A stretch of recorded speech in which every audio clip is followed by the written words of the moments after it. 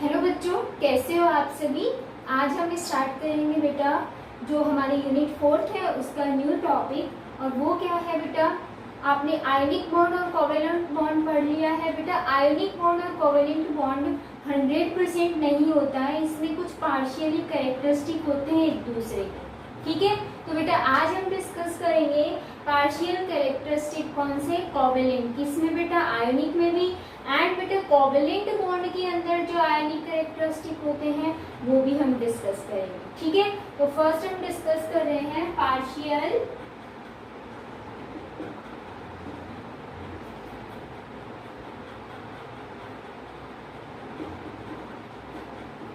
Ionic character in covalent bond.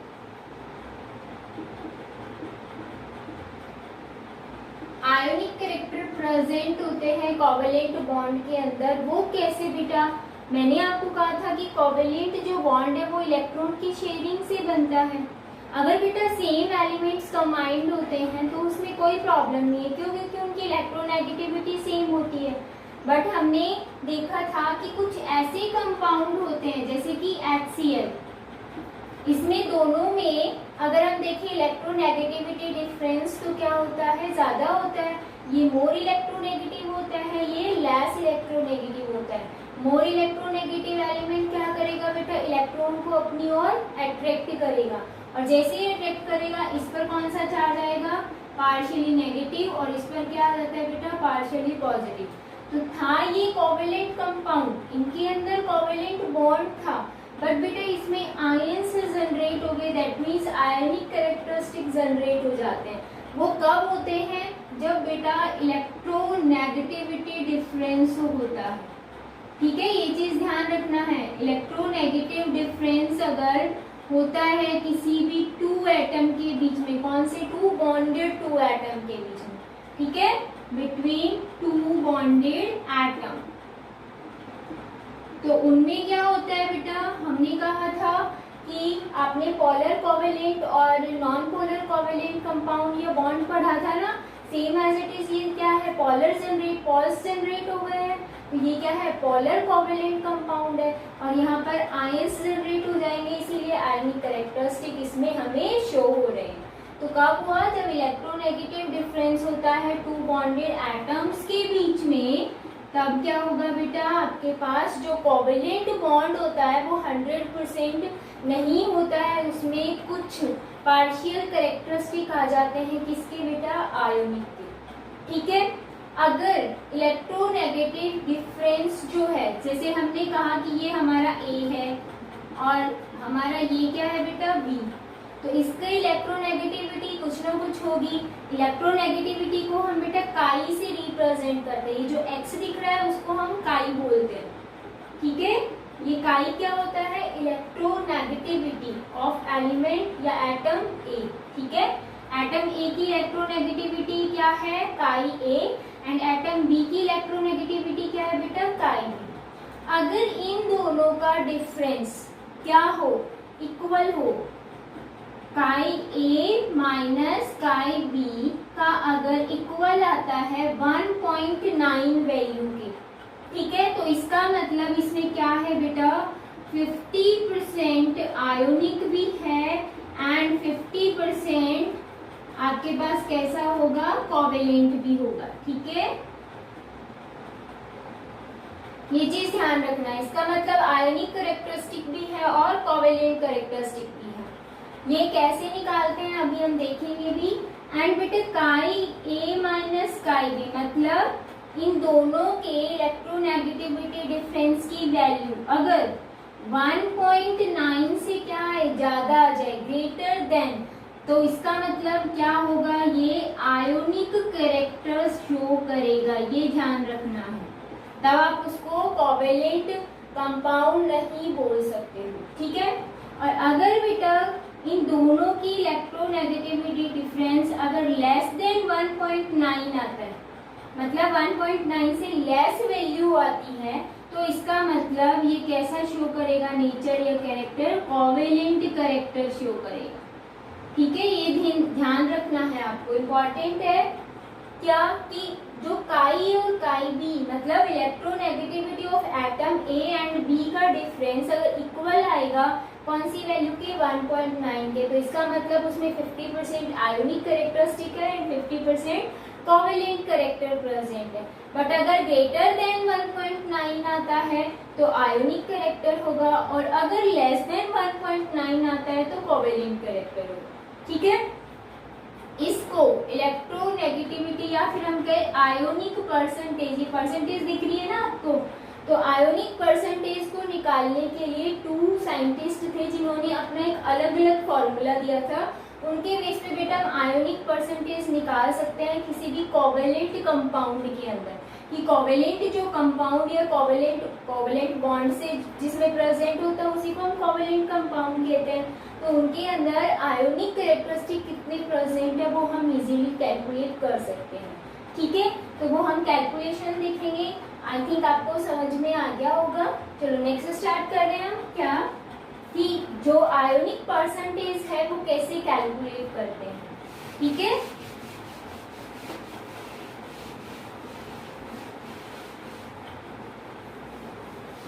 बहुत simple है बेटा, इसकी वैल्यू और इसकी वैल्यू क्वेश्चन में आपको मिलेगी, फॉर्मूला मिलेगा उसमें पुट करना है एंड परसेंटेज आयोनिक कैरेक्टरिस्टिक निकालनी है।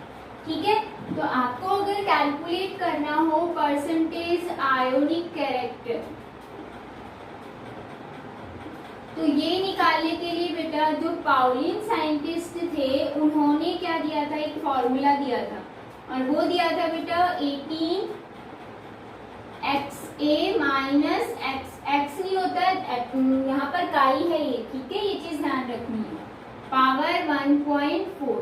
आपके पास इसकी वैल्यू भी मिलेगी, इसकी वैल्यू भी मिलेगी। सपोज कि आपको दिया हुआ है कि कोई भी 2 एटम्स है A एंड B, उनकी इलेक्ट्रोनेगेटिविटी है, A की इलेक्ट्रोनेगेटिविटी 2 दे दी और इलेक्ट्रोनेगेटिविटी B की 4 दे दी, तो आपको क्या करना है, वैल्यू पुट करनी है और पुट करके आपको आंसर निकालना है। ठीक है, नेक्स्ट जो साइंटिस्ट थे, ठीक है, नेक्स्ट जो साइंटिस्ट थे हैने, उन्होंने क्या कहा था, उन्होंने ये कहा था कि जो ये वाला फॉर्मूला है उन्होंने थोड़ा सा चेंजमेंट किया था। क्या, 16 काई A माइनस काई B मतलब electronegativity of A and electronegativity of B plus 3.5 काई A माइनस काई B एंड पावर 2। ठीक है, स्क्वायर। तो बेटा ये वैल्यू आपको पुट करनी है, फिर इसमें निकालना है। तो क्वेश्चन में बेटा आपके पास ये आएगा कि आपको पाउलिन मेथड यूज करना है, ये हैने मेथड यूज करना है।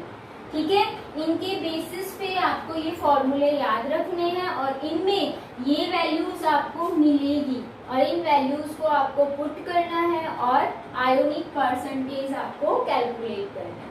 ठीक है, तो बेटा पार्शियली आयोनिक कैरेक्टरिस्टिक किसके अंदर, कोवेलेंट के अंदर, वो क्या है मैंने आपको एक्सप्लेन कर दिया। उसमें सिर्फ इतना ध्यान रखना है कि जब 2 बॉन्डेड एटम में इलेक्ट्रोनेगेटिविटी डिफरेंस ज्यादा आता है तब कोवेलेंट बॉन्ड के अंदर कुछ आयोनिक कैरेक्टरिस्टिक आ जाते हैं। अगर किसी भी 2 एटम्स की इलेक्ट्रोनेगेटिविटी डिफरेंस 1.9 के इक्वल आता है तो बेटा इसका मतलब उसमें 50% आयोनिक कैरेक्टर है एंड 50% कोवेलेंट कैरेक्टर है। अगर बेटा दोनों एटम की इलेक्ट्रोनेगेटिविटी डिफरेंस ग्रेटर देन 1.5 आता है तो इसका मतलब उसमें आयोनिक कैरेक्टर ज्यादा है। ठीक है, तो वो आयोनिक ही माना जाएगा। और अगर 2 एटम्स की इलेक्ट्रोनेगेटिविटी डिफरेंस लेस देन 1.9 आता है तो इसका मतलब वो कैसा नेचर शो कर रहा है, कोवेलेंट कैरेक्टरिस्टिक शो कर रहा है। ठीक है, एंड उसमें बेटा अगर आपको परसेंटेज आयोनिक कैरेक्टर निकालनी हो तो हम ये 2 फॉर्मूले यूज करेंगे, ये पाउलिन ने दिया था और ये हैने ने दिया था। ठीक है, तो ये 2 फॉर्मूले आपको याद रखने हैं। ये बेटा आपके बीएससी लेवल के अंदर आएगा ज्यादा, अभी बहुत ही कम या रेयरली पूछा जाता है आपसे। ठीक है, तो आपको थोड़ा बहुत ध्यान भी रखना है। नेक्स्ट हम पढ़ेंगे बेटा, अभी हमने देखा आयोनिक कैरेक्टर किसमें, कोवेलेंट बॉन्ड के अंदर। अब हम बेटा आयोनिक बॉन्ड के अंदर कोवेलेंट कैरेक्टर पढ़ेंगे। ठीक है, ये चीज ध्यान रखना। अब आपके पास ये चेंज हो रहा है, बस यहाँ आयोनिक आ जाएगा और यहाँ कोवेलेंट आ जाएगा।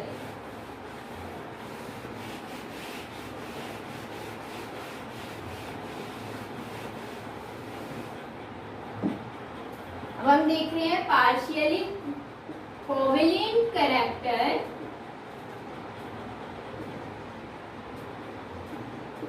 इन आयोनिक बॉन्ड। और बेटा इसको एक्सप्लेन किया था फेजान साइंटिस्ट ने, और उसके नेम पे ही बेटा आता है फेजान रूल। ठीक है, इंपॉर्टेंट है, ध्यान रखना। आयोनिक बॉन्ड के अंदर कोवेलेंट कैरेक्टर प्रेजेंट होते हैं, ये किसने एक्सप्लेन किया था? फेजान ने। और इनके ही नेम पे एक रूल आता है फेजान रूल, वो क्या होता है मैं आपको एक्सप्लेन करूँ। ठीक है, तो फेजान ने ये कहा था कि जितने भी आयोनिक कंपाउंड्स होते हैं उनमें क्या होता है? कोवेलेंट कैरेक्टरिस्टिक प्रेजेंट होते हैं। वो कैसे प्रेजेंट होते हैं? देखो बेटा, आपको पता है कि ये होता है कैटायन। ठीक है, ये कैटायन है, मैंने ये कहा कि ये है कैटायन। एंड एक आपके पास क्या है? एनायन। ठीक है, क्योंकि आयोनिक बॉन्ड किनके बीच में बनता है? कैटायन एंड एनायन के। तो बेटा यहाँ पर सेकेंड मैंने मान लिया ये न्यूक्लियस है और ये क्या है? एनायन। तो क्या होता है कि कैटायन का जो प्लस चार्ज है वो ज्यादा है। प्लस चार्ज ज्यादा का मतलब कैटायन कब बना? जब इसने इलेक्ट्रॉन को यूज कर दिया, तो इसका मतलब इसमें प्रोटॉन क्या है बेटा? ज्यादा है एज कम्पेयर टू इलेक्ट्रॉन। तो ये प्रोटॉन क्या करता है? जो ये एनायन है इसमें आउटर सेल में इलेक्ट्रॉन प्रेजेंट है, उन इलेक्ट्रॉन्स को क्या करेगा? ये अट्रैक्ट करेगा अपने साइड, अट्रैक्शन करेगा। किसमें? कैटायन का जो न्यूक्लियस है वो एनायन के इलेक्ट्रॉन को क्या करेगा? अट्रैक्ट करेगा। जैसे ही बेटा अट्रैक्शन होगा, तो देखो कैटायन तो था आपका ये वाला स्फेरिकल, बट एनायन का ये इलेक्ट्रॉन जब इसके साइड आएगा तो बेटा जो इसकी स्ट्रक्चर है वो इस टाइप से हो जाएगी। मतलब क्या हो जाएगी? थोड़ी सी डिस्ट्रॉय हो जाएगी। इलेक्ट्रॉन्स क्लाउड यहाँ आ जाएगा एंड प्रोटॉन आपके पास बैक साइड रहेगा। ठीक है, तो देखो शेप क्या हो गई है? चेंज हो गई है। तो हम ये कहते हैं कि कैटायन एनायन को क्या करता है? अपने साइड अट्रैक्ट करता है, जिसकी वजह से जो स्ट्रक्चर है वो क्या हो जाती है? डिस्ट्रॉय हो जाती है। और इस इफेक्ट को बेटा हम बोलते हैं पॉलराइजेशन। ध्यान रखना है कि पॉलराइजेशन क्या होता है। ठीक है, कैटायन क्या कर रहा है बेटा? Cation attract the anion towards itself and their structure या shape is destroy. This effect is called polarisation. Clear? आप बेटा देखो कैटायन की जो पावर है किसको? एनायन को अट्रैक्ट करने की, उस पावर को हम क्या बोलेंगे? पॉलराइजेशन पावर।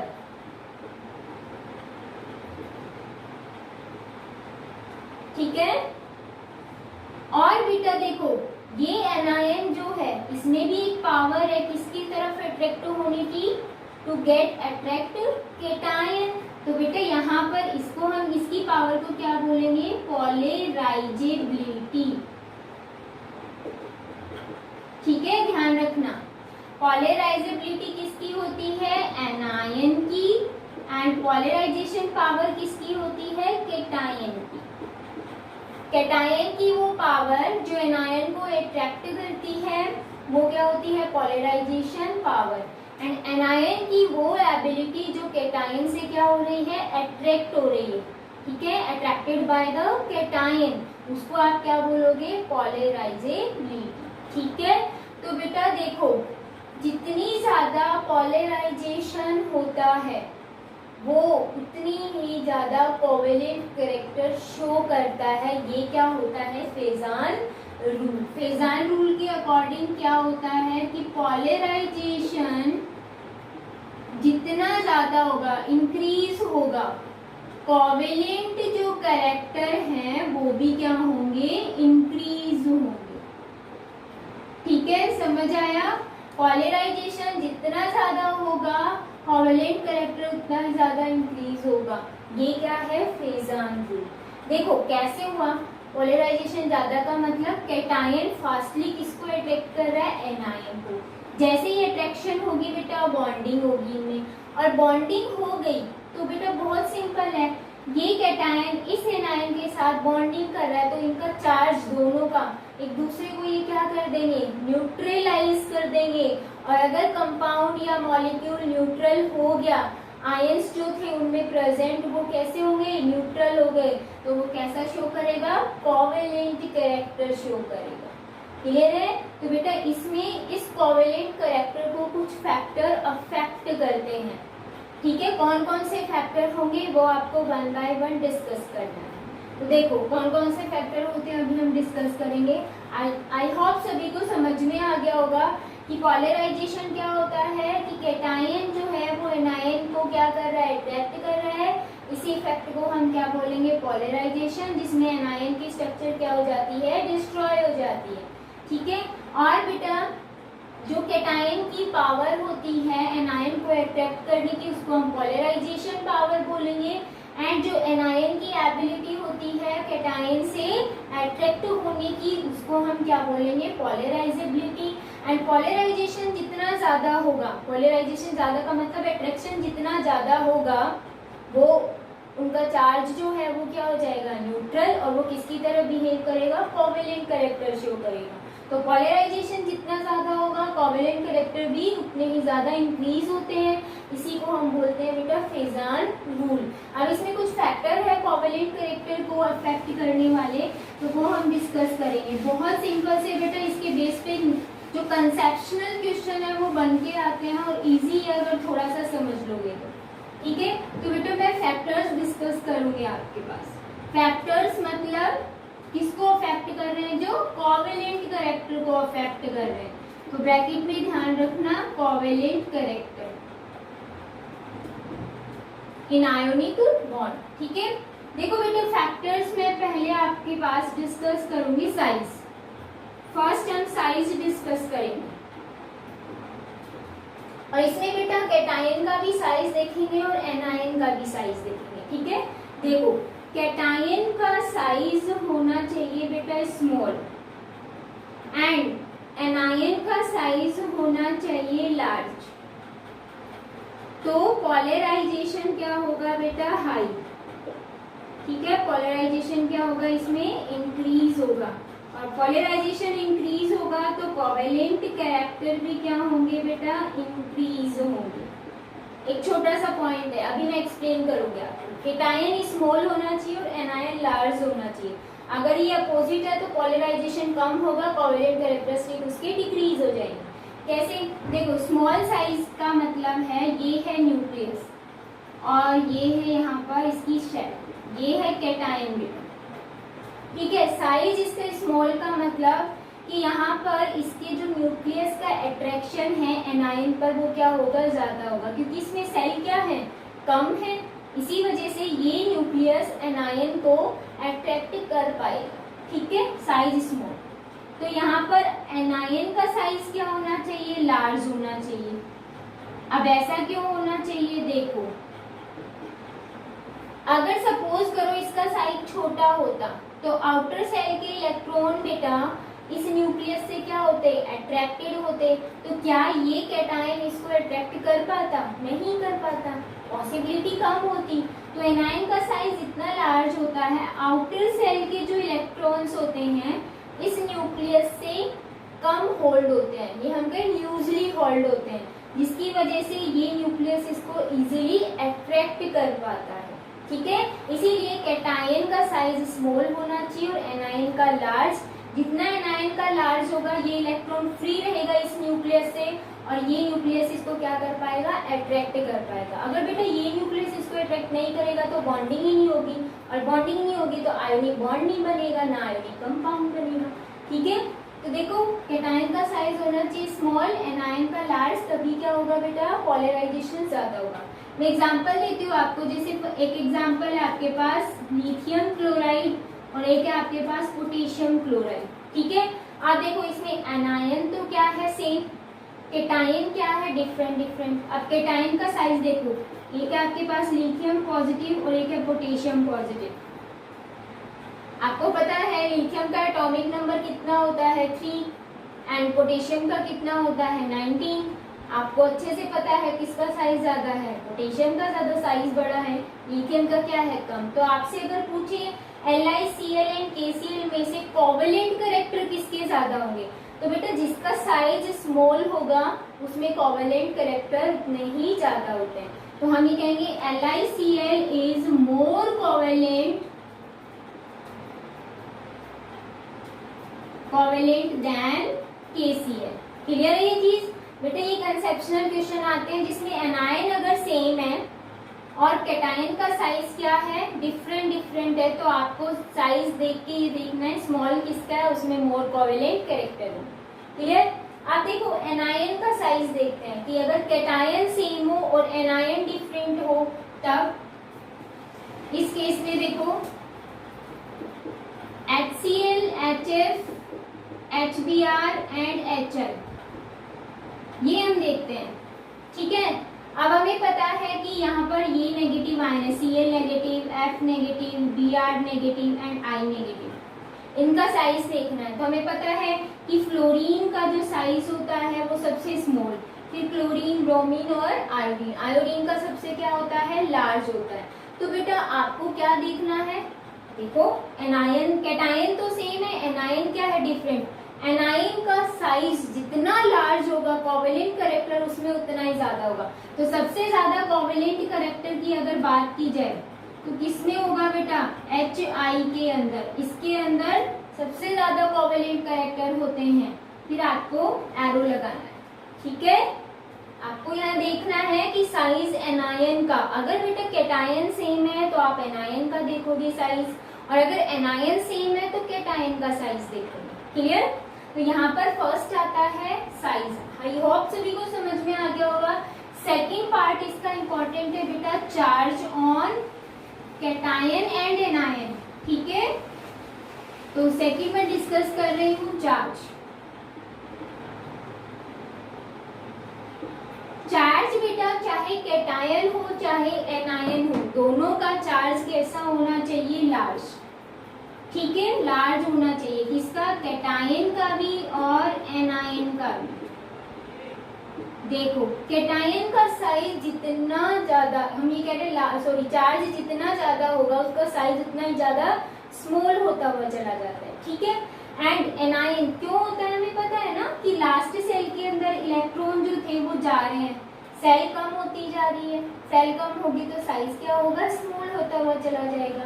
अगर बेटा एनायन की बात करें तो एनायन पे जितना ज्यादा चार्ज होगा उसका साइज उतना ही ज्यादा लार्ज होता हुआ चला गया, मतलब उसने ज्यादा इलेक्ट्रॉन गेन कर लिए। इलेक्ट्रॉन गेन करेगा तो size increase, inter electronic repulsion की वजह से साइज क्या होने लग जाता है, इंक्रीज होने लग जाता है। तो अगर इसमें आपके पास क्वेश्चन आता है क्या, एक है आपके पास NaCl, एक आता है MgCl2, एक आता है AlCl3। अगर आपसे ये पूछते हैं तो इसमें तो एनायन सेम है, आप कैटायन का चार्ज देखोगे, कैटायन का चार्ज अलग अलग है इनमें। देखो इसमें क्या है Na पॉजिटिव, इसमें Mg2 पॉजिटिव और AlCl3 में Al+3 है। देखो कैटायन का साइज और चार्ज दोनों देखो, साइज इसका स्मॉल है और चार्ज इसका हाई है। जितना चार्ज हाई होगा तो इसमें अगर आपको बताना हो कि कोवेलेंट कैरेक्टर किसमें ज्यादा है तो किसमें ज्यादा है बेटा, AlCl3 के अंदर। क्लियर है। तो बेटा यहाँ पर सिर्फ आपको देखना है चार्ज, चार्ज जितना ज्यादा होगा चाहे वो कैटायन हो चाहे वो एनायन हो। ठीक है। चार्ज जितना ज्यादा होगा उसमें कोवेलेंट कैरेक्टर उतने ही ज्यादा होंगे। तो इसमें चार्ज ज्यादा है इसलिए इसमें कोवेलेंट कैरेक्टर सबसे ज्यादा है, सबसे हाई है। ठीक है। एंड थर्ड बेटा, थर्ड इंपॉर्टेंट है इलेक्ट्रॉनिक कॉन्फ़िगरेशन। अब देखो साइज एंड चार्ज दोनों ही चीजें सेम आ जाए, दो आपको कंपाउंड दे दिया, तब आपको थर्ड पॉइंट लेना है बेटा इलेक्ट्रॉनिक कॉन्फ़िगरेशन। क्लियर है। अगर साइज भी सेम हो दोनों का, दोनों में चार्ज भी सेम हो, टू कंपाउंड्स दे दिए आपको, दोनों में साइज भी सेम है और चार्ज भी सेम है, तो उस केस में आप क्या देखते हो, इलेक्ट्रॉनिक कॉन्फ़िगरेशन। जैसे मैंने आपको एग्जांपल दिया NaCl का एंड क्यूप्रस क्लोराइड, इसमें बेटा +1 ऑक्सीडेशन स्टेट है इसकी, ये क्यूप्रस क्लोराइड है, कॉपर क्लोराइड नहीं है।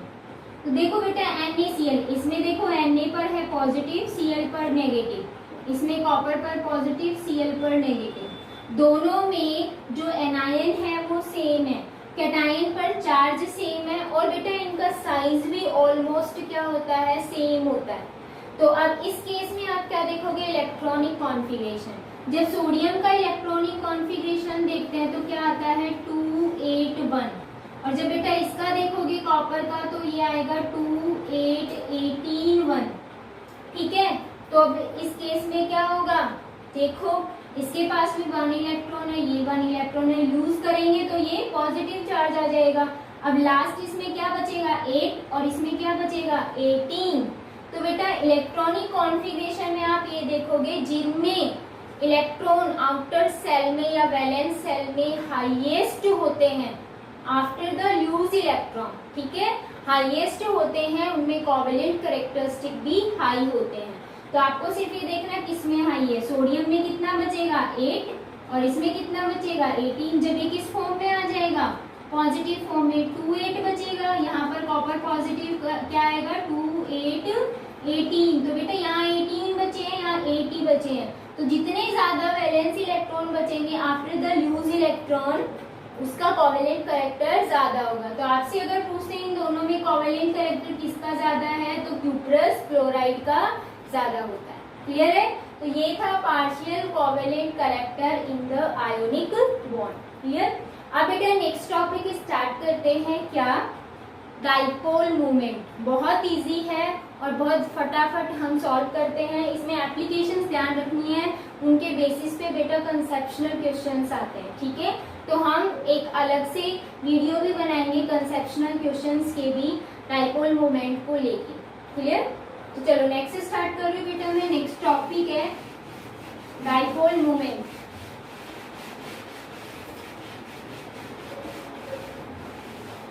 डाइपोल मोमेंट बेटा होता क्या है, ये एक वेक्टर क्वांटिटी होती है, आपने फिजिक्स में पढ़ा हुआ है अच्छे से।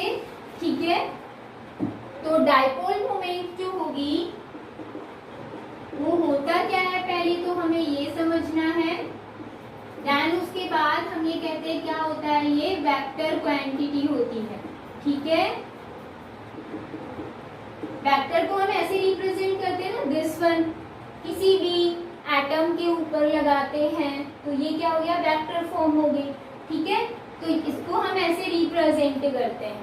अब देखो डाइपोल मोमेंट क्या होता है, कोई भी जो टू एटम्स हैं जिन पर कुछ ना कुछ चार्ज होता है, इस पर पॉजिटिव और इस पर नेगेटिव, टू एटम्स हैं, तो हम एक एक इसमें चेंज हो गए आयंस में, इनके बीच की बॉन्डिंग भी है।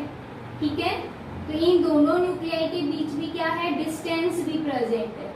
तो हम ये कहते हैं the product of charge on the ion and distance between two nuclei of bonded atom, उसी को आप क्या बोलोगे, डाइपोल मोमेंट। और डाइपोल मोमेंट को बेटा हम म्यू से रिप्रेजेंट करते हैं। ठीक है, ये क्या होता है, म्यू, म्यू से रिप्रेजेंट करेंगे। चार्ज होता है बेटा क्यू एंड डिस्टेंस होती है डी, इसके प्रोडक्ट को हम क्या बोल रहे हैं, डाइपोल मोमेंट। क्लियर, तो इसकी बेटा जो यूनिट होती है वो होती है डीबे, ये यूनिट है, ध्यान रखना है। अब हमें बस इतना देखना है कि ये डाइपोल जो मोमेंट होता है इसकी क्या क्या एप्लीकेशंस होती हैं, कंपाउंड्स को हम कैसे आइडेंटिफाई करेंगे, किस किस में ये हेल्प करता है मॉलिक्यूल या कंपाउंड को लेके, तो वो हमें एप्लीकेशंस देखनी है। सिर्फ इतना ध्यान रखना है, डाइपोल मोमेंट जो है वो क्या होता है, product of the charge on ion and distance between two nuclei of bonded atom. ठीक है, जिसको हम म्यू से रिप्रेजेंट करते हैं, ये एक वेक्टर क्वांटिटी होती है एंड इसकी यूनिट डीबे होती है। इसकी एप्लीकेशंस कौन कौन सी होती है, देखो वन बाय वन। एप्लीकेशंस बेटा इसकी इम्पॉर्टेंट है, इसके बेस पे कंसेप्शनल क्वेश्चंस बनते हैं, ठीक है। तो अब हम देखेंगे एप्लीकेशन, मतलब ये एप्लीकेबल कहाँ होता है, ठीक है। जिसमें फर्स्ट आता है बेटा इन प्रेडिक्शन ऑफ पॉलरिटी, मतलब पॉलर मॉलिक्यूल है या नहीं है वो डाइपोल मोमेंट से हम बता सकते हैं, ठीक है बेटा।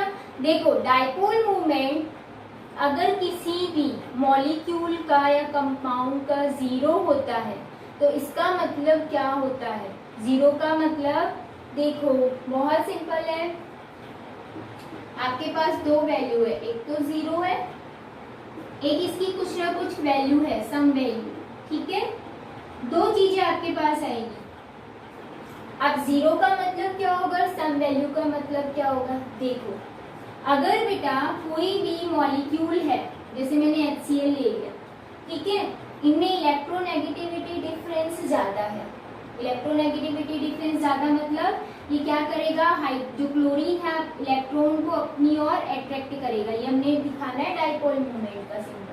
इलेक्ट्रॉन अट्रैक्ट कर रहा है, किधर हो रहा है बेटा, क्लोरीन के साइड अट्रैक्शन हो रहा है। तो यहाँ पर ये कैसा मॉलिक्यूल है, पॉलर मॉलिक्यूल है। अगर आपके पास ये आता है ClCl, तो इसमें बेटा आप बता सकते हो क्या कि इसमें क्या है, इलेक्ट्रोनेगेटिविटी डिफरेंस है ही नहीं, तो इसमें हम बता ही नहीं सकते इलेक्ट्रॉन किस डायरेक्शन में जा रहे हैं। तो ये कैसा मॉलिक्यूल है, नॉन पोलर, एंड ये कैसा है, पोलर मॉलिक्यूल, ठीक है। अगर बेटा डाइपोल मोमेंट की वैल्यू जीरो आती है, इसका मतलब उसकी जो मॉलिक्यूल होगा वो कैसा होगा, नॉन पोलर होगा। बट अगर उसकी कुछ वैल्यू आती है तो इसका मतलब इलेक्ट्रोनेगेटिविटी डिफरेंस ज्यादा है, एंड यहाँ पर वो मॉलिक्यूल कैसा होगा, पोलर मॉलिक्यूल। ये चीज ध्यान रखनी है आपको कि अगर जीरो आई तो वो नॉन पोलर होगा, और अगर इसकी कुछ ना कुछ वैल्यू आती है तो वो क्या होता है, पोलर होता है। सेकेंड प्रिडिक्शन देखो क्या है, बहुत सिंपल सा है, शेप ऑफ द मॉलिक्यूल या फिर symmetry of the, in prediction of symmetry या फिर बेटा शेप ऑफ मॉलिक्यूल। सिमेट्री या शेप कैसे देखते हैं, बहुत ही सिंपल है। अगर बेटा डाइपोल मोमेंट की वैल्यू जीरो है तो इसका मतलब वो मॉलिक्यूल कैसा होगा, सिमेट्रिकल होगा, ठीक है। अगर डाइपोल मोमेंट की सम वैल्यू आती है तो बेटा इसका मतलब वो कैसा है, अनसिमेट्रिकल होता है। ये ध्यान रखना है। वो कैसे, जैसे मैंने एग्जांपल दिया, C double bond O and double bond O। अब देखो इलेक्ट्रोनेगेटिव डिफरेंस किसमें है, ऑक्सीजन में। ये ज्यादा इलेक्ट्रोनेगेटिव है एज कंपेयर टू कार्बन। देखो हम डायरेक्शन कहाँ दिखाएंगे, इस साइड, क्योंकि इलेक्ट्रॉन कहाँ अट्रैक्ट हो रहे हैं, ऑक्सीजन के साइड में। इसमें बेटा इस ऑक्सीजन के साइड इलेक्ट्रॉन क्या हो रहे हैं, अट्रैक्ट हो रहे हैं। जहाँ इलेक्ट्रॉन अट्रैक्ट हो रहे हैं उसी डायरेक्शन में आपको वेक्टर लिखना, वेक्टर शो करना, ठीक है। ये डाइपोल मोमेंट को शो कर रहा है। ये इसका इंडिविजुअल है, यहाँ पर भी इंडिविजुअल है। अगर हम देखें तो ये एक दूसरे के क्या है बेटा, अपोजिट डाइपोल मोमेंट है इंडिविजुअल का, और अपोजिट एक दूसरे को क्या कर देता है, कैंसिल कर देता है। कैंसिल कर दिया तो डाइपोल मोमेंट क्या है, इसका जीरो है, और एंड इसमें क्या होगी बेटा, सिमेट्री प्रेजेंट होगी, जो लीनियर शेप आएगी, ये ध्यान रखना, ठीक है। सिमेट्री होगी एंड ये लीनियर होगी। फॉर एग्जाम्पल जैसे मैंने दिया आपको OH2O, ठीक है, ये बॉन्ड बना रहा है, लेकिन इसके पास क्या होते हैं बेटा, 2 लोन पेयर ऑफ इलेक्ट्रॉन भी होते हैं। अब इस केस में अगर हम देखें, देखो ऑक्सीजन की इलेक्ट्रोनेगेटिविटी हाइड्रोजन के कंपेयर में क्या है बेटा, ज्यादा, तो वेक्टर आपको लगाना है ऑक्सीजन की डायरेक्शन में। यहाँ भी कहाँ लगेगा बेटा, ऑक्सीजन की डायरेक्शन में। अगर हम इंडिविजुअल डाइपोल की बात करें तो ये दोनों एक ही डायरेक्शन में जा रहे हैं, सेम डायरेक्शन में जा रहे हैं, अपोजिट थोड़ी ना बेटा, अपर साइड ही है। इसका मतलब इसका कुछ ना कुछ डाइपोल मोमेंट प्रेजेंट होगा, बट ये किस फॉर्म के अंदर होगा, अनसिमेट्रिकल फॉर्म के अंदर होगा एंड इसकी लीनियर शेप नहीं होगी, बैंड शेप। ठीक है, तो बेटा इसमें आपको सिमेट्री बतानी है। अगर डाइपोल मोमेंट 0 आया तो इसका मतलब इसमें सिमेट्री है, और अगर डाइपोल मोमेंट 0 नहीं है, कुछ वैल्यू है, तो उसमें सिमेट्री नहीं है, दैट मीन्स वो अनसिमेट्रिकल होगा। क्लियर। Second point. थर्ड हम डिस्कस कर रहे हैं, क्या है, बहुत ही इंपॉर्टेंट है, सिस और ट्रांस आपने सुना होगा बेटा।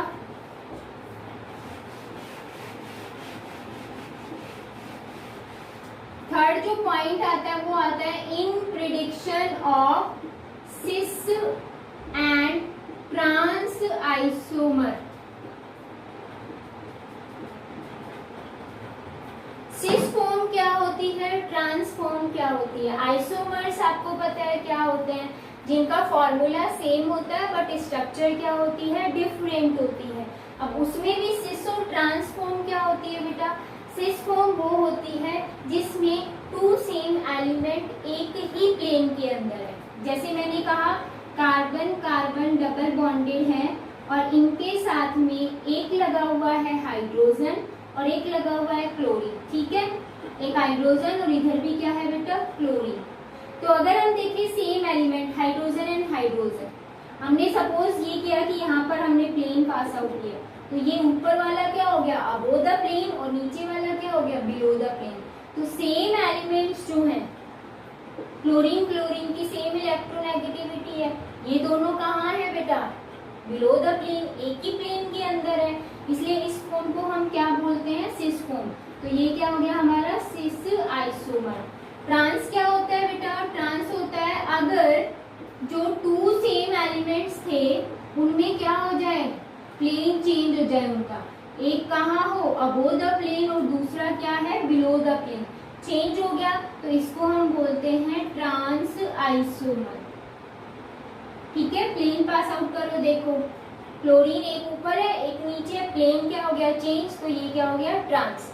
अब देखो इस केस में क्या होता है, बहुत अच्छे से समझना बेटा। कार्बन और क्लोरीन की इलेक्ट्रोनेगेटिविटी की बात करें तो इलेक्ट्रोनेगेटिविटी किसकी ज्यादा होती है, क्लोरीन की, ये इस डायरेक्शन में जाएगी।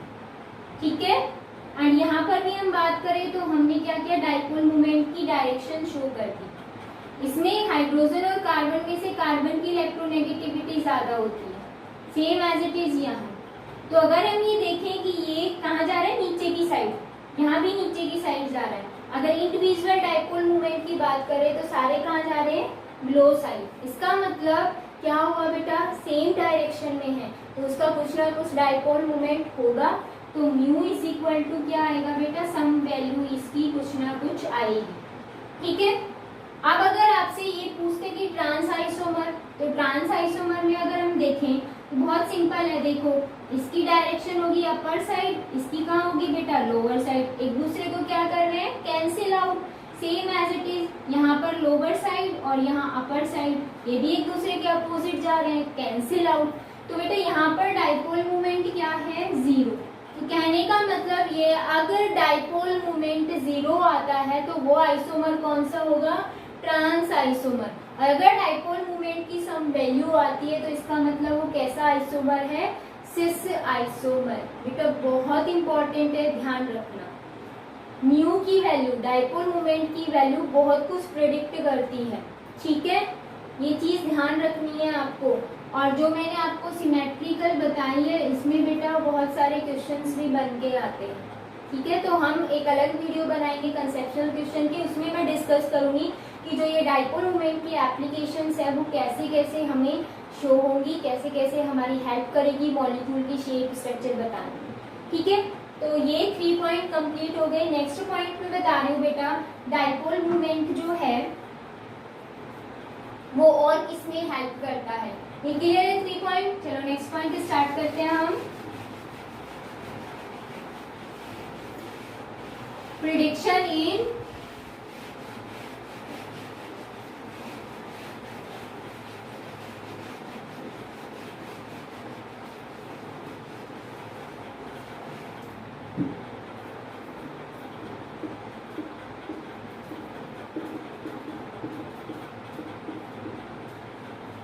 परसेंटेज आयोनिक कैरेक्टर जो हम पहले देख चुके हैं ना, लेकिन बेटा यह डाइपोल मोमेंट के बेस पे भी हम किसी भी कोवेलेंट कंपाउंड के आयोनिक परसेंटेज निकाल सकते हैं कि उसमें कितना आयोनिक कैरेक्टर प्रेजेंट है। ठीक है, वो कैसे निकालेंगे? बहुत सिंपल सा फॉर्मूला है बेटा, परसेंटेज आयोनिक कैरेक्टर निकालेंगे यहाँ पर mu observe divided by mu calculated into 100। देखो बेटा, जो ये ऑब्जर्व वैल्यू है ये आपको क्वेश्चन के अंदर मिलेगी, एक डाइपोल मोमेंट की मिलेगी, दूसरी हमें निकालनी है। कैलकुलेटेड मतलब हम कैलकुलेट करेंगे। कैसे कैलकुलेट करेंगे हमें पता है, we know that mu is equal to क्या होता है, चार्ज इनटू डिस्टेंस। आपको क्वेश्चन में डिस्टेंस मिलेगी एंड बेटा जो चार्ज होता है टू डिफरेंट इलेक्ट्रोनेगेटिव एटम्स के बीच का, वो बेटा सेम होता है सभी के लिए, और वो वैल्यू होती है 4.8 इंटू 10 की पावर -10। ये ध्यान रखना है बेटा, ये वैल्यू फिक्स है, आपको याद रखना है। तो बेटा इसकी वजह से हम डाइपोल मोमेंट की वजह से किसी भी कोवेलेंट कंपाउंड के अंदर आयोनिक कैरेक्टरिस्टिक की परसेंटेज निकाल सकते हैं कि कितना उसमें आयोनिक कैरेक्टर प्रेजेंट है। ठीक है, तो ये था बेटा क्या application of the dipole moment. कल बेटा इससे रिलेटेड हम कुछ कंसेप्शनल क्वेश्चंस करेंगे, बहुत ही इजी है, ज़्यादा टफ नहीं है। तो कल हम मिलते हैं बेटा अगेन डाइपोल मोमेंट के साथ। Okay, take care.